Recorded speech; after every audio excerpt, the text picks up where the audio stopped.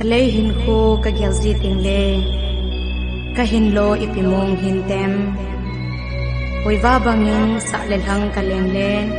no nale ipana unglaw. Katsa, tiltang pingay tua, isanal nahin. Ahin, apoy mo kadang may tihein.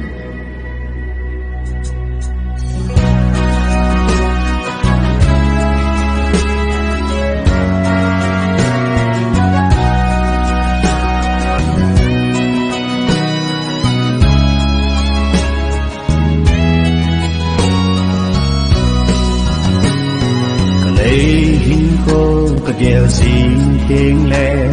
cả hình lo ipi mong hin tem Bùi ba băng in sa lệ thăng cả leng lệ độc ta lệ thì pa na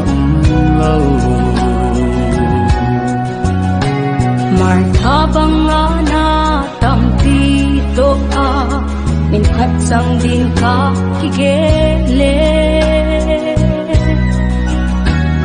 Naging bulato ba ng to holim na lungday ahisoy paka Tuwing bang o kahuhin po Meri bang naging bula Kahong kilay ngay namin katasale kahinay Kahong kipe ng adin Pagkay na bang may sangin Kahong kipe ng adin Pagkay na bang may sangin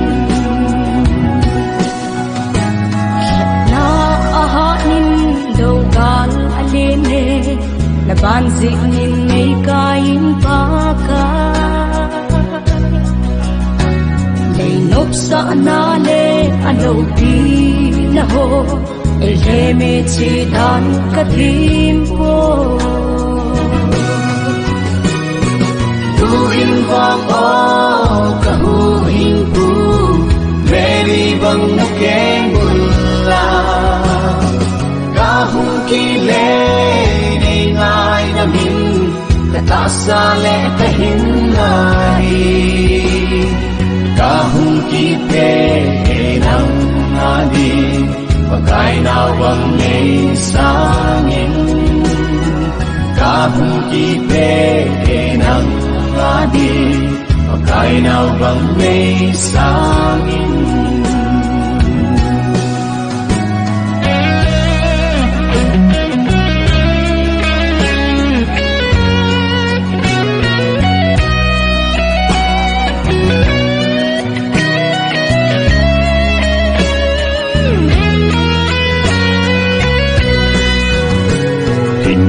Trong cha ca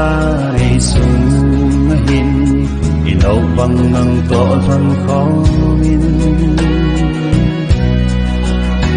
Hầu lim ko min lai Tô leng ko lehen Ichu ahi kalung tu pe Tuwing bang o kahuhin po Meri bang naging